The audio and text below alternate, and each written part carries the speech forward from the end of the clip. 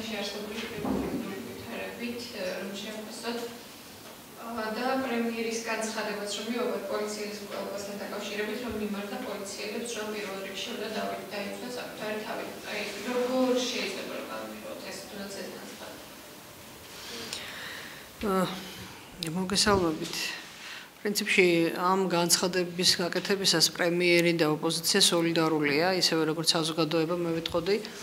იმიტომ რომ სამართალდამცავი სტრუქტურების უპირველესი ფუნქცია არის სწორედ უსაფრთხოების დაცვა საზოგადოების და თუ საკუთარი უსაფრთხოების დაცვა ვერ უზრუნველყვეს, ბუნებრივია ვერ დაიცავენ ვერც საზოგადოებას.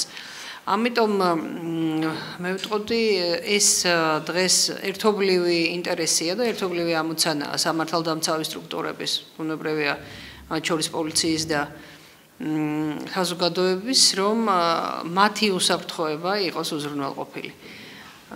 პოლიციას გულისხმობ ამ კონკრეტულ შემთხვევაში და მხოლოდ მას შემდეგ შეძლებენ ისინი საზოგადოების უსაფრთხოებაზე ზრუნვას. ამ მხრივ ძალიან კარგი ინიციატივაა ის, რაც წამოაყენეს ნაციონალებმა და რასაც დღეს პრემიერმა თქვა, რომ ამასთან დაკავშირებით უკვე კანონპროექტი არის მომზადებული, მე გულისხმობ პოლიციელის გათანაბრებას თავდაცვის სამინისტროს თანამშრომლებთან, სამხედროებთან და შესაბამისი კომპენსაციების გათანაბრებას ამ შემთხვევაში, რაც პოლიციელის სტატუსსაც წევს მაღლა ერთის მხრივ და მეორის მხრივ მისი ოჯახის სოციალური დაცვის გარანტიებსაც. ასე რომ მე ვიტყოდი ძალიან კარგია თუ ოპოზიცია და ხელისუფლება ასეთ ინიციატივებში შეეცილება ერთმანეთს, რაც საბოლოო ჯამში სახელმწიფო ინსტიტუტების გამყარებას და უსაფრთხოების გამყარებას უწყობს ხელს. სხვა მკვლელობების შრომის განხილვის უნდა სპეციფიკური მკვლელობა. ამდენი დახმარებული საქმე, რომელიც კიდევ არ არის გამოუძებელი. ხო არ ფიქრობთ, რომ ეს ხელისუფლების სისუსტეს უკავშირდება და თუნდაც იმიტომ გრძელდება დღეს ქვეყანაში ისევ ეს პრობლემა? იცით რა, ფაქტი გახლავთ ის, რომ ხელისუფლების მთავარი ამოცანა არის უსაფრთხოების უზრუნველყოფა, მოქალაქეთა უსაფრთხოების უზრუნველყოფა. ბოლო თვეების განმავლობაში მიმდინარე პროცესები გვაჩვენებს, რომ ძალიან ბევრი მიმართულებით ხელისუფლება ამ უსაფრთხოებას ვერ უზრუნველყოფს, ან სათანადოდ ვერ იცავს.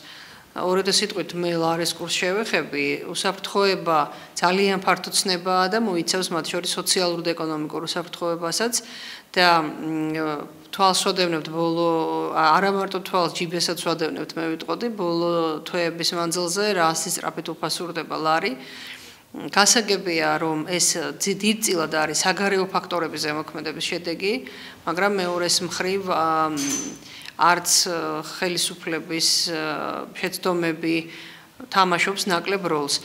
შედეგი გახლავთ ის, რომ სოციალური და ეკონომიკური კუთხით დღევანდელი მოქალაქე გაცილებით უფრო ნაკლებად არის დაცული, ვიდრე ადრე, ხო, არის გაუფასურებამდე. ამას როცა ერთვის აი ეს შეკვეთილი მკვლელობების სერია, ეს გაცილებით უფრო დიდ დარტყმას აყენებს ზოგადად სტაბილურობას საზოგადოების და ხელისუფლების იმიჯს, იმიტომ რომ ალბათ ყველა დამეთანხმებით, როდესაც ხარჯიანის მკვლელობა მოხდა, პირველი კითხვა, რაც ისმოდა სოციალურ ქსელში მასობრივად ეს იყო, შემდეგი ასე ჟღერდა, ვინ იქნება შემდეგი. ეს კითხვა მე მაშინაც თქვით, ეხლაც ვიმეორებ, ერთგვარად არის ხელისუფლების დიაგნოზი. იმიტომ რომ ეს ნიშნავს იმას, რომ საზოგადოება დაცულად ვეღარ გრძნობს თავს და ხელისუფლების პირველი ფუნქცია არის სწორედ მისი მოქალაქეების სიცოცხლის უფლების უზრუნველყოფა. როდესაც საზოგადოებაში ჩნდება კითხვის ნიშნები იმასთან დაკავშირებით, შეუძლია კი ხელისუფლებას ჩემი სიცოცხლის უფლება დაიცვას. ეს შეიძლება იქცეს ძალიან ცუდი პროცესების სათავედ. ზოგადად აქედან როგორც წესი ქაოსამდე ერთი ნაბიჯი ახლა. ამიტომ ეს მე ვიტყოდი გამოწვევაა ხელისუფლების ძალიან მნიშვნელოვანი გამოწვევა და მე ვფიქრობ, რომ ეს დადგა დრო, როდესაც ხელისუფლება უნდა შემოტრიალდეს პირით საზოგადოებისკენ.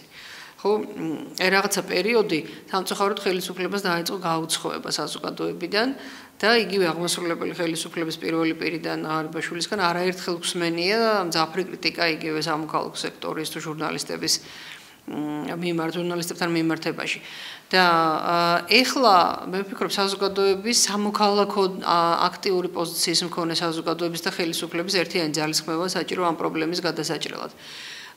ხელისუფლებამ რამდენიმე თვის წინ გააჟღერა ინიციატივა სამართალდამცავი სისტემის რეფორმირების თაობაზე, ანუ შინაგან საქმეთა სამინისტროს რეფორმას გულისხმობ. მე ვფიქრობ, ეს რეფორმა არა ცალკეული ინიციატივები დღეს რომ გამკაცრდეს კანონი და უშუალოდ პოლიციის შესახებ და უფლებები გაეზარდოს პოლიციას, ხო? ეს გამოსავალთან არ მიგვიყვანს. სისტემა ამთლიერად რეფორმას უნდა დაექვემდებაროს და აი ამ ერთიანი გლობალური პაკეტის ფარგლებში უნდა ვიზრუნოთ იმაზეც, რომ პოლიციელიც იყოს დაცული, რომ მე მან საზოგადოების სხვა წევრების დაცვა მოახერხოს. სხვანაირად ვერ მოხდება. ჩვენ თუ ეხლა კონტექსტიდან ამოგლეჯილად დავიწყეთ მარტო პოლიციელის უფლებების გაზრდა, კიდევ ერთხელ ვამბობ, ეს ამ სისტემურ პრობლემას ვერ უშველის. უნდა დაიწყოს რეფორმირების პროცესი, უნდა დაიყოს შინაგან საქმეთა სამინისტროს სხვადასხვა სტრუქტურულ ერთეულებად და მე უნდა ვიფიქროთ იმაზე, ამ სტრუქტურებში ვინც დარჩება, მათი ფუნქციები და უფლებები როგორ გადანაწილდება, გაიზრდება, დაიყოფა, შემცირდება თუ ასე შემდეგ და ასე შემდეგ. ეს არის ძალიან მნიშვნელოვანი და ამ ხრივ სამოქალაქო საზოგადოება მზად არის, რომ აქტიურად ითანამშრომლოს ხელისუფლებასთან, იგივე არასამთავრობო სექტორი და პროფესიონალთა ჯგუფები და ეს არის ძალიან მნიშვნელოვანი და მე ვიტყოდი გადაუდებელი საქმე, მით უფრო რომ გამოწვევა საზოგადოებაში ძალიან მწვავე. და კიდევ ერთი თავად ხარჯების მკვლელობის გამოძიება თუნდაც ძალიან სწრაფად და მკვლელის დაკავება, თუნდაც შემკვეთზე გასვლა. ეს არ არის იმ პრობლემის გადაჭრის გზა, რომელზეც ჩვენ ვსაუბრობთ. ეს უკვე სისტემური პრობლემის სახეს იღებს. და ამიტომაც ბაზაგაშვილის მკვლელი რამდენიმე დღეში ყოველ შემთხვევაში ბრალდებული დაკავებულია, ხო? ამან დააზღვია ხარჯიანის ასეთივე მკვლელობა, ვერ დააზღვია. ამიტომ ჩვენ რომ ვიყოთ დაცული საზოგადოება იმისაგან, რომ ხვალ და ზეგ ჩვენ არ მივიღებთ მორიგ პოლიტიკურ მკვლელობას, ნებისმიერ შემთხვევაში ამათ პოლიტიკური რეზონანსი ჰქონდა ამ მკვლელობებს, ხო? ამისათვის არის სწორედ სისტემური მიდგომა საჭირო და საზოგადოების და ამ შემთხვევაში სამართალდამცავი სტრუქტურების ერთად დგომა. ახალ სახეებზეა საუბარი ქართულ ოცნებაში. მიმდინარეობს საკუთრივ მოლაპარაკებები. როგორ ვფიქრობთ, ახალი სახეები შეცვლის რაიმე ვითარება, თუნდაც საერთმარება ქვეყანას პრობლემების გადაჭრაში, ეს უბრალოდ იქნება რაღაცა მოჩვენებითი ფასადური. თუნდაც ვინ შეიძლება იყოს ეს ახალი სახე? ხო, ეს კითხვა ჩემთან არ არის, ვინ შეიძლება იყოს ახალი სახე, ეს უნდა კითხოთ გადაწყვეტილების მიმღებ პირებს ხელისუფლებაში, ბიძინა ივანიშვილს, ღარიბაშვილს, ალბათ კახი კალაძეს. თავისთავად ის რომ ხელისუფლება ეძებს ახალ სახეებს, მისასალმებელია და ნიშნავს იმას, რომ მან ძალიან კარგად იცის რეალურად რა პრობლემების წინაშე დგას. მთავარი პრობლემა, რაც შეექმნა ხელისუფლებას, ეს არის სწორედ არასწორი მიდგომა კადრებისადმი. მორჩილების პრინციპი არის დღევანდელი ხელისუფლების მთავარი პრინციპი, რითიც ის არჩევს კადრებს. გადაწყვეტილების მიმღებ პირებზე მაქვს მე საუბარი. ბუნებრივია, ვისაც ხელს ეწიფება, ხო? და მორჩილება თრგუნავს პროფესიონალიზმსაც, გამოცდილებასაც, კრიტიკული აზრის მატარებელი ადამიანები ხელისუფლებაში უბრალოდ არ დაიშვება. არადა ჭეშმარიტებამდე ყველაზე საუკეთესო გადაწყვეტილებები მიიღება სწორედ იმ შემთხვევაში, თუ სხვადასხვა კრიტიკული და განსხვავებული ოპონირების შედეგად მიიღება, მოკლედ რომ ვთქვათ, ყველაზე ოპტიმალური გადაწყვეტილებები და ეს ოპონირების რეჟიმი ხელისუფლებაში არის მკვდარი. უფრო მეც გეტყვით, ივანიშვილმა ბევრი ახალი სახე შემოიყვანა ქართულ პოლიტიკურ სივრცეში, ხო? სულ ვამბობდით მანამდე, რომ აი ეს დამყარებული პოლიტიკური პარტიები ძალიან ცუდი ბექგრაუნდით და ასე შემდეგ და მოვიდა ახალი სახეების მთელი პლიადა. მათ უბრალოდ არ მიეცათ განვითარების საშუალება. და ისინი შეიძლება აი ამ საპარლამენტო ვადის თუ სამთავრობო ვადის ამოწურვის შემდეგ ისე წავიდნენ ქართული პოლიტიკური სივრციდან, რომ ერთ-ორ წელში აღარც გვახსოვდეს მათ შესახებ არაფერი. რაც თავისთავად დასანანია, იმიტომ რომ ახალი სახეები რომ მოდის, მათ შესაბამისი ნიადაგი თავისუფლება უნდა მისცე, პირდაპირ ვამბობ, თავისუფლება უნდა მისცე, ის შეცდომაც, რომელსაც ამ თავისუფლების პროცესში დაუშვებს, მისი იქნება და მიღწევაც მისი იქნება და აი ამ პროცესში გაიზრდება. ეს არა აქვთ მათ და აქედან გამომდინარე ვიღებთ იმას, რომ ძალიან ბევრი ისეთი რამ, რაც ხელისუფლება შეიძლება პლუსში ჩაუთვალო, ისიც კი საზოგადოებისთვის რჩება უცნობი. სისტემა ვერ აეწყო სახელმწიფო მართვის ეფექტური სისტემა.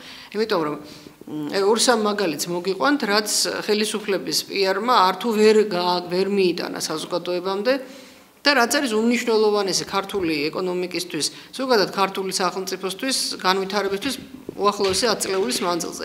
ჩინეთის მიმართულება, რომელიც სასიცოცხლოდ მნიშვნელოვანია ჩვენზე გაცილებით დიდი ქვეყნებისთვის, ხო, აი იგივე ამერიკის შეერთებული შტატებისთვის. მთელი პროექცირება არის ჩინეთისკენ. ინიგზაში ისე შემოვიდა, პირველი მატარებელი ისე შემოვიდა საქართველოს ჩინეთიდან თბილისში პირდაპირ მატარებელი, რომ საზოგადოებას ეს არ გაუგია. არა და ეს არის მთავარი არტერი, ერთ-ერთი მთავარი არტერია ქართული ეკონომიკის განვითარების. რამდენიმე დღის წინ ჩინეთში იქმნება აზიის ინფრასტრუქტურის ინვესტირების ბანკი. სადაც საქართველოს მიიწვიეს თანადამფუძნებლად, ერთ-ერთ თანადამფუძნებლად ჰოლანდიასთან, ბრაზილიასთან და კიდევ ბევრ ქვეყანასთან ერთად. ეს ინფორმაცია პრემიერ-მინისტრმა სხვათა შორის გააჟღერა. გავიდა ერთი აბზაცი, ყველა საინფორმაციო ვაკვირდებოდი, მაინტერესებდა. და მთელი მაშინ ტირა და დაეთმო პრეზიდენტის წინააღმდეგ გამოსვლას. რა უფრო მნიშვნელოვანია გეკითხებით, აი რიგით მოქალაქეების ხედავთ ამ ქვეყნის, ხო? რა უფრო მნიშვნელოვანია ჩვენი მომავლისთვის. პრეზიდენტსა და პრემიერს შორის გაუთავებელი ეს გადაძახილ-გადმოძახილი თუ აემხელა მნიშვნელობის პროექტი, რომელმაც შეიძლება ქართული ეკონომიკის ზრდა განაპირობოს უახლოესი 10 წლების მანძილზე. თვითონ ვერ გაურკვევიათ რა არის პრიორიტეტი. ეს იყო ყველაზე მნიშვნელოვანი მესიჯი, რომელიც ჩაიკარგა ძალიან ბევრ მესიჯს შორის. აღარაფერს ვლაპარაკობ იგივე სოფლის მეურნეობაში მიმდინარე პროექტებზე, სადაც 75% სახელმწიფო აფინანსებს, ევროკავშირი აფინანსებს, მაგრამ სახელმწიფოს გავლით. აი იგივე ხილის ბაღების მშენებლობა იქნება ეს თუ სათბურების თუ 75%-ს გრანტის სახით საჩუქრა დაძლევს სახელმწიფო. ვინ იცის ეს მიზნობრივ ჯგუფებამდე მისულია? და აი ამიტომ რომ ადამიანებს ხელისუფლებაში ინიციატივის გამოჩენის ეშინიათ, მარტო ამის ბრალია, რომ მათი გაკეთებული საქმეებიც კი ხალხამდე არ მიდის. იმის ინიციატივის გამოჩენის ეშინიათ, რომ საკუთარი გაკეთებული საქმე ადამიანებამდე მიიტანოს. ამიტომ თუ ეს პოზიცია შენარჩუნდა, ანუ მორჩილების პრინციპი, ინიციატივის დათრგუნვის პრინციპი თუ შენარჩუნდა ხელისუფლებაში, მაშინ აზრი არ აქვს რა ახალი სახეც ჯერ ერთი მიიზიდავენ უფრო მორჩილებს, ვიდრე დღეს ყავთ. და გაცილებით უფრო სუსტ პარლამენტს, საპარლამენტო წარმომადგენლობას მიიღებენ და შემთხვევით თუ ვიღაცა ცოტა მოაზროვნე გაუსხლტად იმ, ასე ვთქვათ, საპარლამენტო სიაში, იმასაც ისიც შეეცდებიან დათრგუნონ. ერთი რამ რაც მე შემიძლია პირდაპირ გითხრათ, მიუხედავად იმისა, რომ გრძელვადიანი პროგნოზები უმადურია ხოლმე.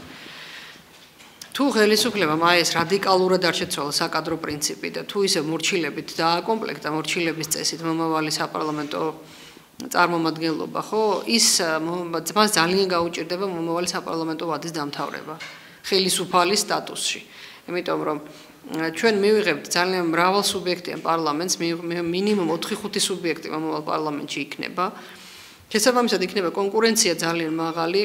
დიდი ალბათობით მივიღებთ კოალიციურ მთავრობას, ოღონდ არა ასეც როგორც დღეს გვყავს, არამედ უკვე პარლამენტში შესული ქართული ოცნება იძულებული გახდება, რომ სხვა პოლიტიკურ ძალებთან გააფორმოს კოალიცია სამთავრობის ჩამოსაყალიბებლად, მას დიდი ალბათობით არ უნდა იყოს ის მანდატები, რომელსაც მიიღებს მომავალ პარლამენტში ერთპიროვნულად მთავრობის ჩამოსაყალიბებლად, თუ ასე წავიდა მის რეიტინგის ვარდნა, მივიღებთ რეალურად კოალიციურ მთავრობას, რომლის დაშლაც იქნება ძალიან მარტივი.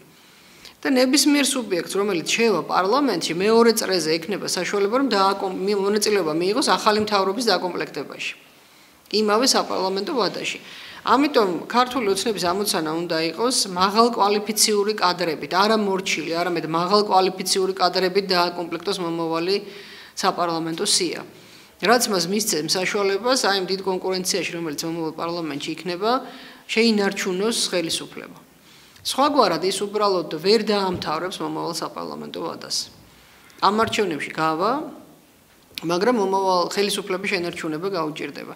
ეს მისი არჩევანია, თუმცა, ბუნებრივია, რომ საზოგადოებაზე გადატყდება ეს ყველაფერი, ხო, პოლიტიკური კატაკლიზმები, მაგრამ ეს შემიძლია დაბეჭდებით გითხრათ.